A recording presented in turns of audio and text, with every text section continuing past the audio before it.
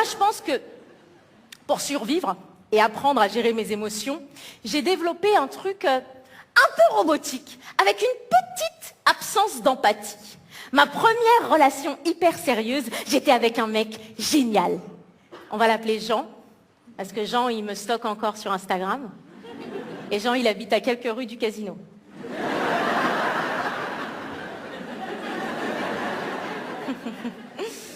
Jean, c'était le genre de mec que ma mère aurait préféré avoir pour elle. Elle l'adorait. Et comment va Jean? Et Jean est-il toujours aussi parfait? Tu fais gaffe, hein. Tu le pousses pas à te tromper comme tu l'as fait avec ton ex. Mais je l'ai pas poussé à me tromper, arrête avec ça. Jean, il était différent. On était loin, très très loin du KFC de Saint-Denis. Non. Là, on était à Versailles, tu vois. On était à Wisteria Lane. On était à Beverly Hills, tu vois.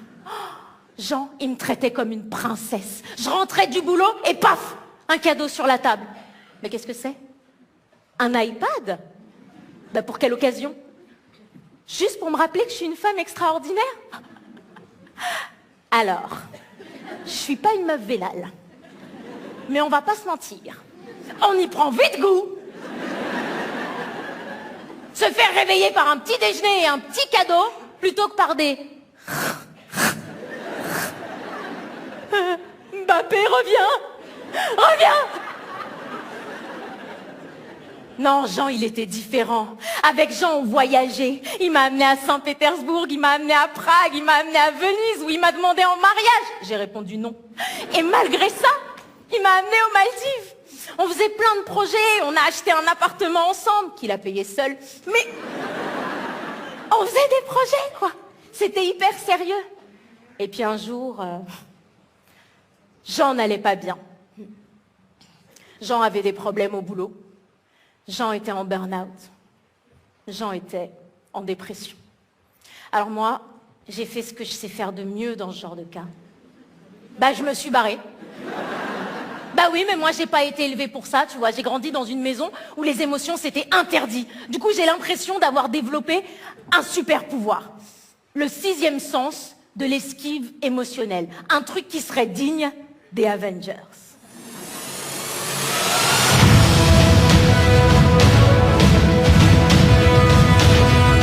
Elle repère les émotions à des kilomètres. Une larme qui brille, une voix qui tremble, une demande en mariage. Esquive Woman, le 13 juin au cinéma.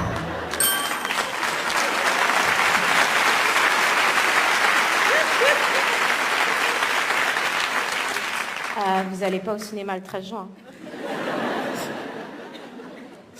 Du coup, quand Jean a commencé à sombrer, eh ben moi j'ai pris ma valise et j'ai glissé vers la sortie de secours. Hop, délégation de gestion d'émotions à sa mère. Allô Brigitte? Oui, appelez votre fils, il pleure, je ne sais pas pourquoi. Ce soir-là, je suis retournée chez ma mère.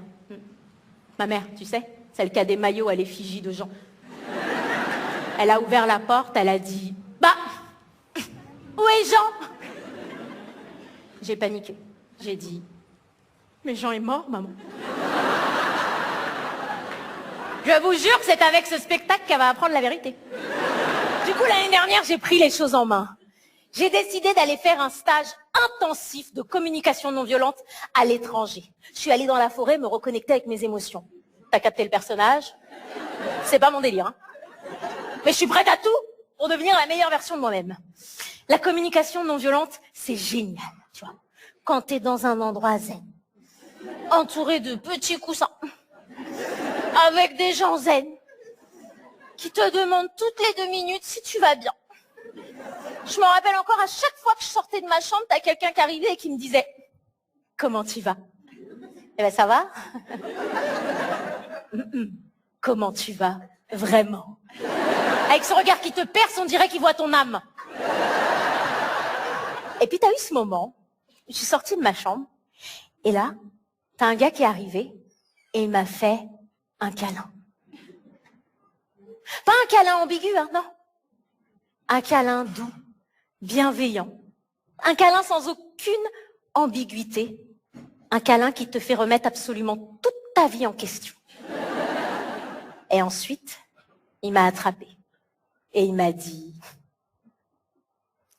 Je te vois. Tu es vu. Et je t'accepte pour ce que tu es.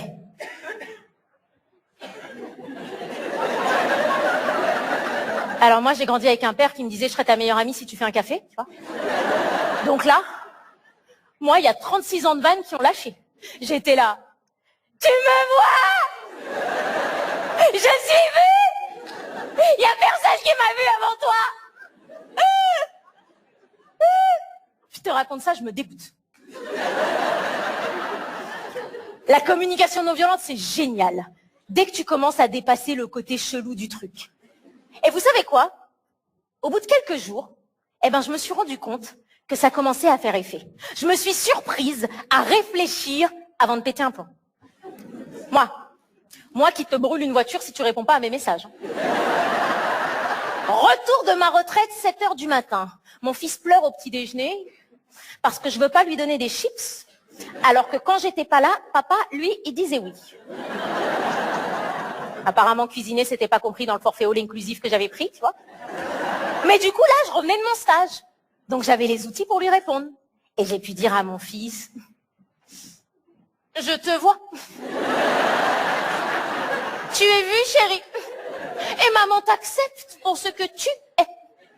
Mais ton père est complètement irresponsable et maman n'a toujours pas de patience, donc mange ton petit déjeuner.